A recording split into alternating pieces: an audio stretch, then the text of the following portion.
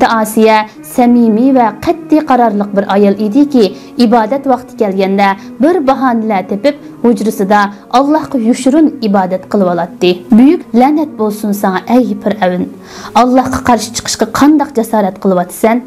İman etqanlarga zulmni qanday ravo ko'ryapsan deb ta alayhissalom Asiya onamiz darg'a esilgan maydon oldidan o'tib ketib, uning azobining yeniklatilishi uchun Allohga duo qildi.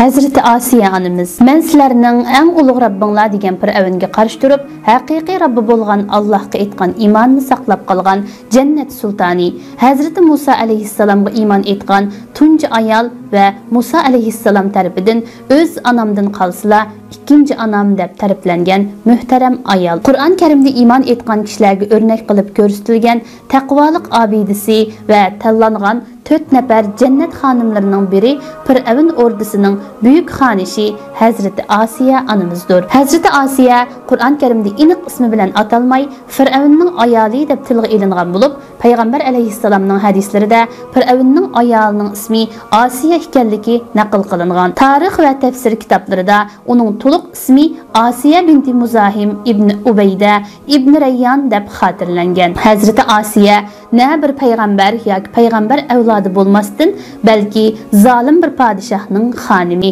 saltanat egisi, xohlagan narsaga, xohlagan vaqtda, xohlagan shaklda erisha oladigan e'tiborli bir xonish edi. Bu haqda payg'ambar alayhissalom erlardan kamolatda voyaga yetganlar nurg'un, biroq ayollardan Fir'avnning ayoli Asiya va Maryam binti Imrondan boshqasi yo'qdir deb ta'riflagan. Bu hadis sharifdagi kamolatga yetishdan bo'lgan maqsad axloq, fazilat va taqvodorlikda voyaga yetish demakdir. Hazreti Asiyaning yo'ldoshi Fir'avn qattiq zolim bir podshoh bo'lib, hech kim uning oldida beshini tik tutib tura olmaydi. Uning oldiga kelganda qo'l bog'lab egilib turadi va uningdan qo'rqqanligi uchun Fir'avnda yo'q bo'lgan alohidilik va fazilatlar bilan maqtab ko'kka ko'taradi. Fir'avn xalqining bu xil muomalasidan o'zini yo'qotib, o'zini bir iloh deb jakarlab iymon etqizishga boshlagan. Shundaqla o'zini iloh deb tunutish bilan bo'ldi qilmasdan, texi muhaddidin eshib, "Men ilohlarning ilohi" deb e'lon qilgan edi.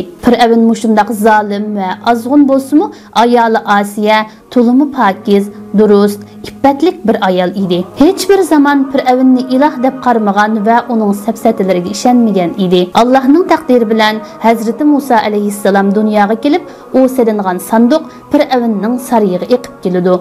Dedeklar sanduqni elib Hazreti Asiyaning qishig'i elib kelganda, bu vaqtga qarab uning qalbi echilib ketdi. Fir'avnning bu vaqtni o'ldirib etishiga bütün kuchi bilan qarshi chiqib, Hazreti Musa alayhissalomni o'z himoyasiga oldi va Allohning hikmati bilan uni o'z onasining suti bilan boqdi. Hazreti Asiya Musa alayhissalomni o'z tarbiyasi ostida cho'ng qildi. Musa alayhissalom cho'ng bo'lib, vahiy kelgandan keyin da'vatga boshlagan vaqtda sehrgarlar uning bilan musobaqaga tushmoqchi bo'ldi. Buni anglagan Hazreti Asiya Musa alayhissalomning g'alaba qilishi uchun chin dilidan uzun duo qildi.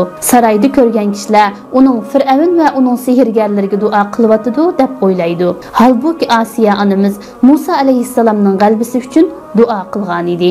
Musa alayhissalomning g'olib kelganligini anglab, Musa va Harunning Rabbiga iymon etdim deb musulmon bo'ldi. Hazreti Asiya samimiy va qat'iy qarorliq bir ayol ediki, ibodat vaqti kelganda bir bahonalar tepib hujrasida Allohga yushurun ibodat qilib oladi. Buyuk shuhrat egisi saroyining xo'jayini turibmi, yushurun ibodat qilishi Fir'avnning qahridan ansirganligidan edi. Hazreti Asiya zolim podshoh Fir'avnning sarayida jinini alqoniga ilib qo'yib, yushurun ibodat qilishni uzun muddat davomlashtirdi. Bir kuni Fir'avnning qizining chechin taravatgan Mashta ismli dedak ayolning qo'lidagi targ'oq yerga tushib ketdi. Ayol bismillah deb yerdan oldi. Buni anglagan Fir'avnning qizi dadamning ismi bilan demakchi-mi deb so'raganda, u yo'q, mening va dadang Fir'avnning Rabbi bo'lgan Allohning ismi bilan deb iymonini oshkora qildi. Buningdan xabar topgan Fir'avn u ayolni bolalari bilan qo'shib qiziq tunurga etilishni buyurdi. Ko'z oldida jon parlari bo'lgan bolalar bir-birlab o'tqa tashlangan bo'lsa-mu, mashda, iymonida mustahkam turdi. Navbat texi ana ustidan ayrilmagan bu vaqt bolasiga kelganda qarab turg'udek kuch qolmagan ana ikkilanib turgan paytda bu vaqt mo'jizalik holda gap qilishga boshladi. "Jinim ana, sabr qilgin, chunki sen haq ustida" dedi. Eng oxiri ana bola hammasi tunurda ko'ydirib etildi. Asiya anamiz bu manzarani ko'rib turadi. Farishtalarning mashtaning ruhini qandoq olganligi va qandoq ikromlar bilan osmonga ko'targanligini ko'rib, Allohga bo'lgan iymoni texmi kuchaygan edi. Dal shu paytda Fir'avn ayolining qishiga kelib, o'zining mashta va bolalarini qandoq jazolaganligini faxrlanib so'zlab berganda, buningga chidab tura olmagan Asiya anamiz la'nat bo'lsin sana ey Fir'avn. Allohga qarshi chiqishga qandoq jasorat qilyapsan? Iymon etganlarga zulmni qandoq ravo ko'ryapsan deb Fir'avnga qarshi chiqdi. Fir'avn ayolining o'ziga qarshi chiqishini o'ylabmi baxmagan edi. Asiya anamizga bayam o't qisilib o'ldirilgan ayolga o'xshash "Senmi sehrlanib qapsan?" dedi. Asiya anamiz "Yo'q, asla.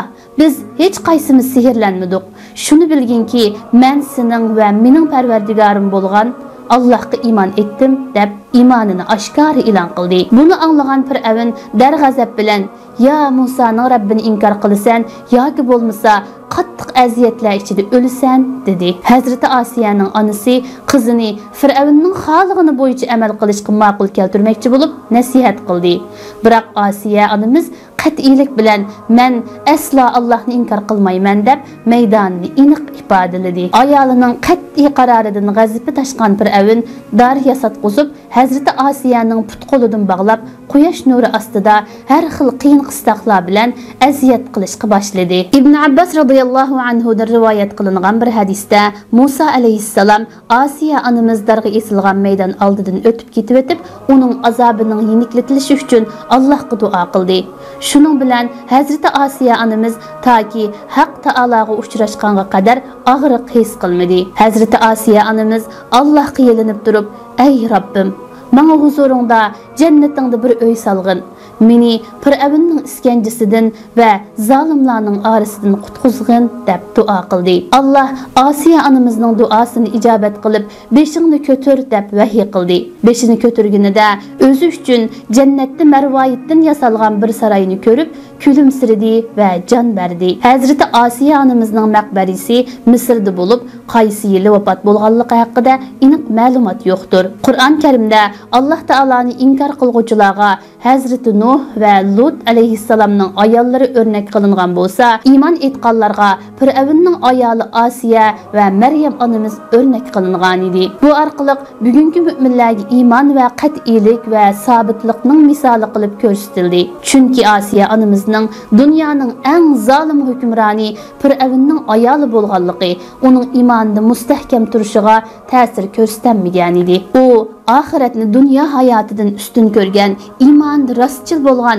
haqiqiy bir siddiqadir. Allah Asiya onamizdan rozi bo'lsin. Bizlarga mo Asiya onamizga o'xshash mustahkam iymon va zolimga qarshi qat'iylik nasib qilsin. Amin.